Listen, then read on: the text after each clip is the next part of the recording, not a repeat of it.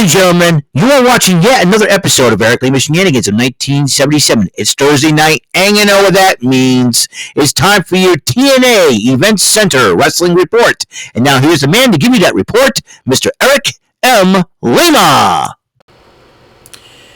Thank you very much, Mr. Announcer, sir. Well, hello there, everyone. Welcome to yet another episode of Eric Lima Shenanigans of 1977. Episode number 1553 of the show. That's right. And we're going to be talking about a little bit of what happened on TNA last night. And we're going to do that right now. As we're going on, as you know, the continuation of TNA and NXT Talent Exchange, whatever they got going on, or NXTNA, as a lot of people have been chanting it, kicked off with a trios matchup with a no quarter catch crew. That will be the team of Charlie Dempsey, Tavian Heights, and Miles Bourne to go up against the Rascals. That will be the team of Zachary Wentz and Trey Miguel. But they couldn't use Wesley, so they decided Kushida. And because of Jonathan Gresham decided to distract Kushida, Kushida wanted to go after him, and that caused the Rascals their matchup.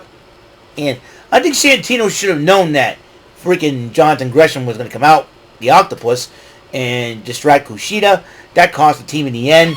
The no quarter catch crew picked up the victory. The Rascals are in the tree house once again, reunited, and they decided, well, how about this? Slammiversary is coming up. I say the three of us go after the no quarter catch crew. So Santino has granted them that matchup, and there will be a six-man trios tag at Slammiversary. A little bit more on that on Slammiversary. Zaya Brookside took on one half of the Militia. That's right, that'll be Matza Slammiversary and Alicia Edwards, the TNA Knockouts Tag Team Champions. They will defend those titles at Slammiversary against Spitfire. In fact, the majority of the matches, all the titles are on the line in this matchup. And Brookside ended up getting the win when Matza Slammiversary got involved, but Spitfire helped Brookside out. Mike Santana addresses the system and JDC, and Mike Santana might go one-on-one with Johnny Dango Curtis. But Mike Santana will have to wait. Oh, that's right. He'll take on tonight. Mike Bailey comes out, not in a very good mood because of his partner and friend, Trent Seven of Speedball Mountain, got hurt by Mustafa Ali and his goon squad, as I like to call him, basically, for lack of a better term, and calls him out. He says, "Well, wait," and Mustafa Ali goes, "You know something? I'll tell you what's going to happen. You get by my Secret Service and all. I'll let you face me." So they had a gauntlet match. Mike Bailey versus Ali's Secret Service. Bailey won. Then he beat Campaign Singh, and then when he went up against the Riot Squad, not Ruby Riot, Sarah Logan and Liv Morgan, but his Riot Squad, one of the squad members disguised himself as Ali, and Ali picked up the victory. And then Ali declares the match in Slammiversary is up, but Santino Morales says, that match is still happening. And if you fail to show up, and refuse to show up and defend your title, not only you'll get stripped of the title, but you'll be fired. You know what? Sorry, Ali. You can't weasel yourself out of this one. So, anyways, the tag team titles were on the line. As the system that Eddie Edwards and Brian Myers defended against the Hardys. The Hardys won by DQ because JDC, Johnny Dango Curtis, got involved. And then Jeff Hardy was taken on a stretcher. And then while that was going on, just found out that Johnny Dango Curtis attacked Rebby Hardy. And also at Slammiversary, Matt Hardy is going one-on-one with Johnny Dango Curtis. That was another matchup that has been added. So I know who I'm rooting for in this one. Anyways, so then Mike Santana took on Johnny Dango Curtis in the matchup. Johnny Dango Curtis did win by disqualification because Mike Santana used a steel chair during the matchup. Rebby Hardy was, like I said, was attacked in the back by JDC. So Tom Hennepin interviewed Jordan Grace about his match against asked by her matches. I'm not having a very good day. Just bear. Tom Hannafin sat down, interviewed with Jordan Grace about her matchup against Ash by Elegance, and George Iceman, the personal concierge, called up. When I was calling Ash, Rosemary was kind of stalking him, and then she disappeared. Then when he turned around, and then the six-way contracts. You know how these contract signings go, ladies and gentlemen. They go completely out of their minds on this one. Every contract signed, whether it be in WWE, AEW, TNA, they don't go smoothly. You know, it's like, come on. What do you expect? All this, you know, what do you expect to happen in the contract signing? Even John Moxley, when he was Dean Ambrose, was smart enough to set up a table. And when he was in the WWE, he says, "I got dibs on the table. We all know how this is going to end." If I was going to be in a part of a wrestling contract signing in the middle of a ring, I would grab a baseball bat and look at my opponent and just sit there and say, "What's with the baseball bat?" So we all know this is how it's going to end, and that's my weapon, just in case to defend myself. I'd be sitting there going. And they say, "Why are you looking at me like that?" Well, we all know how this crap's going to end, you know? Anyways, and Nick Nemeth had a partially torn labrum, but he was not there because he was there via satellite. But he says he is medically cleared to go for it, so he finally signed the contract.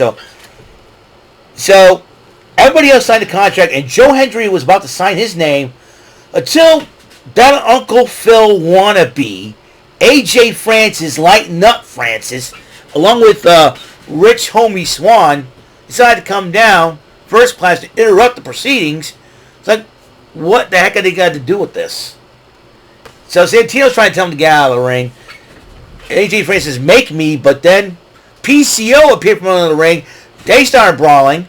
Then everybody else started fighting. And then when Joe Hendry picked up Moose and put him to the table by his standing ovation, and then Josh Alexander hands him the contract, says, "Dude, sign it, brother." He signs it, tosses it down. We all believe in Joe Hendry, baby. Now, with that being said, this will be the TNA Slammiversary 2024.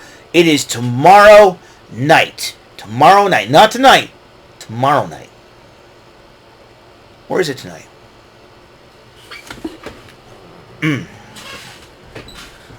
Let me check my crazy phone here.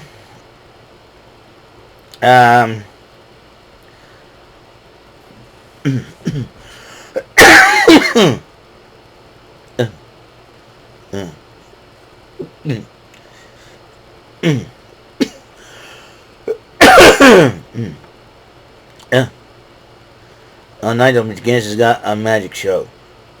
Anyways.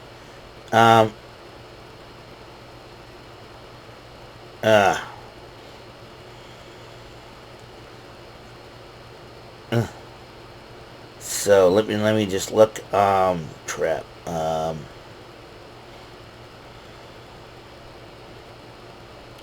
Let's see.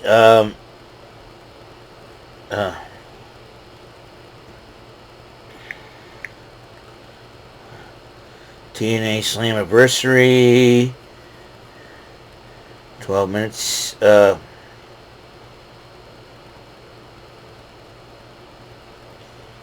TNA Slammiversary.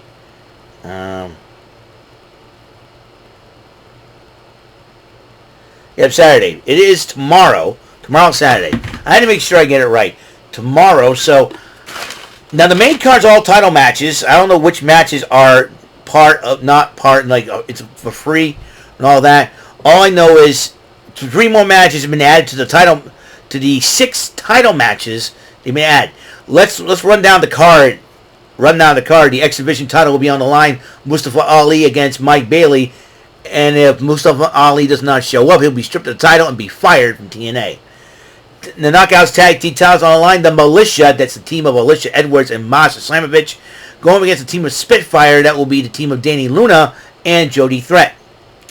Double title match. That means the TNA digital title and the Canadian International Heavyweight title will be on the line as AJ Francis defends both belts against the French-Canadian Frankenstein PCO. The men's tag team title will be on the line. The system now be the team of Eddie Edwards and Brian Myers to defend against ABC, the team of Ace Austin and Chris Bay. The Knockouts title will be on the line. Jordan Grace defends the gold against Ash by Elegance, accompanied by George Iceman, the personal concierge, in her corner. Meanwhile, the world title will be on the line in a 6-way elimination matchup. Moose, the champ, defends it against Josh Alexander, Steve Macklin, Nick Nemeth, Frankie Kazarian, and Joe Hendry.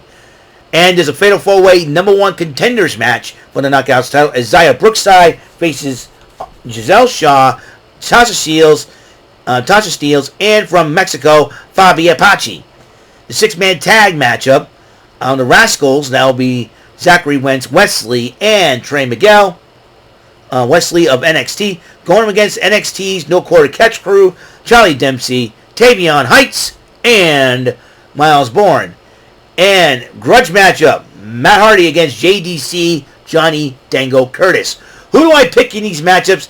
I mentioned them last night on Rant and Rave. I'll mention them again, and I will add the other matches predictions I made. I picked for the X Division title. I picked Bayley to be the new champion, and I picked Spitfire to get back those tag team titles, the Knockouts tag team titles. PCO, I expect him to mollywop AJ Francis, shutting that boy up. That Uncle Phil wannabe. Go back to Uncle Phil wannabe. And I picked ABC to win the tag team titles. And then I picked... Now, I have a lot of respect for Jordan Grace. She has been phenomenal in her build and everything else. But rumor has it that... I don't know if this is a rumor or not. Take it with a grain of salt. That her contract might be up later this year. Possibly the end of this year. And if she decides to leave TNA, she'll possibly go to the WWE because everybody loved her there. And I'm sure she'll probably be happy to be there. But right now, she's the Knockouts champion. But however,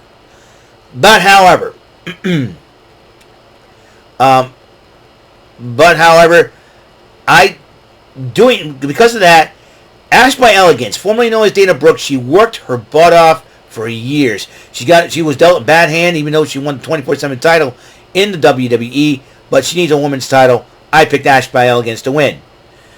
Now the world title. I was torn between two people in this one: Frankie Kazarian and Joe Hendry. Joe Hendry's been over with the fans. You know this. I know this. I love to see Joe Hendry as a champion. But Frankie Kazarian, the veteran of TNA, has worked his butt off. I'm picking Frankie Kazarian to walk out with the world title. Nick Nemeth was another one. Those three gentlemen, it was a hard pick. I had to go with Kazarian.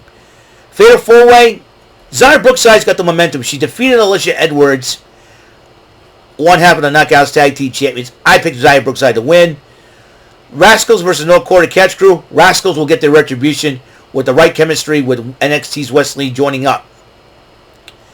And finally, Matt Hardy versus JDC. And I tweeted JDC. I said Matt Hardy is going to straight up mollywop him at TNA Slammiversary. And that's who I picked. Matt Hardy. V1. No more goofiness.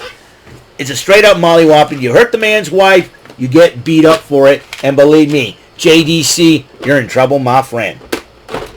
So, that is all the time we have on the show. Episode 1553 of the show. Tonight we got some SmackDown. We got AEW Rampage. But first and foremost, we got Bullseye. That's right. I got to play the game of strategy, luck, knowledge, and daring. Got to do that. So, with that being said, hopefully we get to find the release date for Marvel vs. Capcom Fighting Collection. I've already pre-ordered for it on Best Buy. Hope I get it. I'm looking forward to it. So, until the next episode comes rolling around, Mr. Announcer, please take us home. That is all for today's episode. This is your announcer speaking for Eric Lima Shenanigans of 1977.